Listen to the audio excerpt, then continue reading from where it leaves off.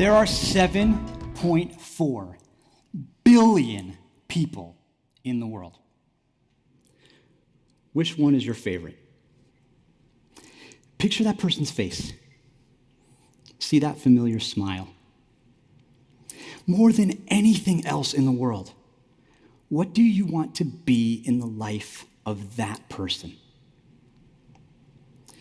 Becoming what we want to be in the lives of others requires us to face fears like rejection, failure, and inadequacy, and invites us to sacrifice the safety of how others perceive us. But for the sake of your favorite person in the world, and for the rest of the 7.4 billion, I have an invitation for you. Have the courage to envision the world as it could be, and then have the courage to amplify, invest, and serve to create that world, starting with your favorite person. What I liked in Stosh's talk was that it was raw experience and raw feeling, and tender at the same time.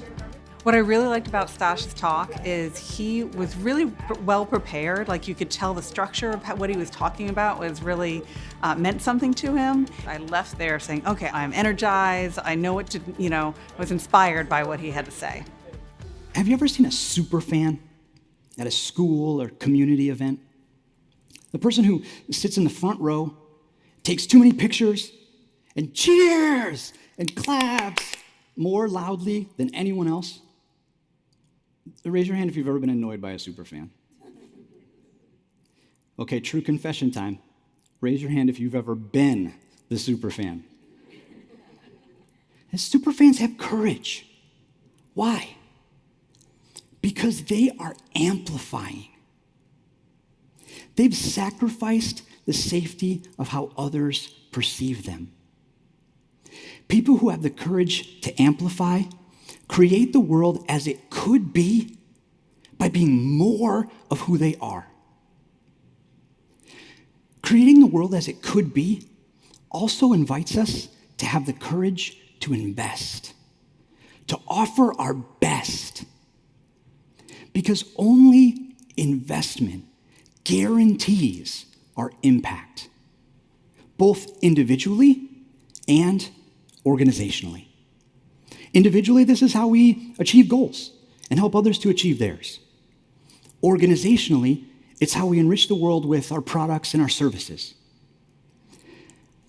But because courage starts with our favorite person in the world, can we really live with ourselves if we invest less than our best? Of course not. And that is why we must also have the courage to serve. Most of us have keys in our pockets right now. Keys open doors. They grant access. We all have metaphorical keys also. Our strengths, our education, our collected experiences. Each of these things enables us not only to achieve, but also to serve. Too often, though, we stop at individual achievement. Too often we say to ourselves, who am I to influence in that way? Too often we say to ourselves, surely someone is better equipped to meet that need than I am. Friends, please, stop being modest. Start being generous. Stop envisioning yourself and your gifts as less than adequate to make a difference. Start claiming your influence. We need you to amplify, to be more of who you are. We need you to invest, to offer your best. We need you to serve, to claim your influence. We need you to make copies of your keys and distribute them to as many people as possible, starting with your favorite person in the world. My grandfather used to say to me, "Mr. Walsh, you're one of my favorite people." He had dozens of favorite people, but that never bothered me so long as I was among them. My father was a heroin addict. When I was 5 years old, he shot himself in our home. After that happened, my grandfather decided to become an active participant in my life.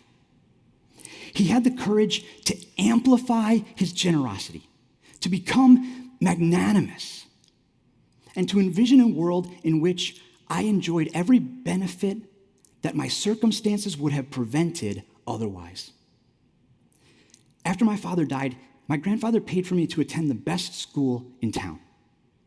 It changed the trajectory of my life. I was the first person in my family to graduate from college. I'm the only person in my family that has a graduate degree. As an adult, when I thanked him for the difference his intervention had made, his response to me was, "That was the best money I have ever spent." And my grandfather was a man who enjoyed spending money. He had the courage to invest, to offer the best of his resources, time, and experiences, despite the risk of failure or rejection. He had the courage to serve and to claim his influence. When I was in high school, after I graduated, I needed a job to start saving money for college. My grandfather was an executive at Pepsi-Cola. He had enough influence in the company where he could have gotten me any job he would have wanted.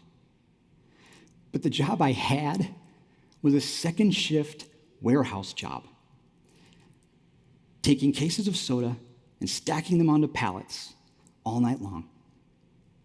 He insisted on driving me to my first day on that job. And during the drive, he said to me, "I hired the guy who runs this facility." And I said to him, "If you're no good, then he should fire your ass." You see, I got you this job, but it is your responsibility to keep it. Others disagreed with his approach. They thought he should have gotten me an easier job, or at least maybe one that was during the day. But he had the courage to serve me by getting me a difficult job to inspire my work ethic. The road I had to travel still wasn't easy. But many of the keys to my courage are copies of keys I received from him. What I learned from Stosh's talk was that when we let our best images shape the way we see and do life, then we achieve great things. I left just feeling really inspired. It's just being more courageous in my life. Those things that scare me and I'm like, is that something I think I can do? I just really was inspired by just his message and how he's overcome what he's needed to overcome, so that I just left there saying, okay, what have I been hiding out from? What's that next step that I can take? A point that Stosh made that will stick with me is when we grow what needs attention, that allows us to take action in a positive way. I have 2 children. I tell them all the time, "You are my favorite." For as long as I can remember, I could envision a world where they enjoyed every benefit of having a father that I didn't. I wrote my children poems shortly after they were born.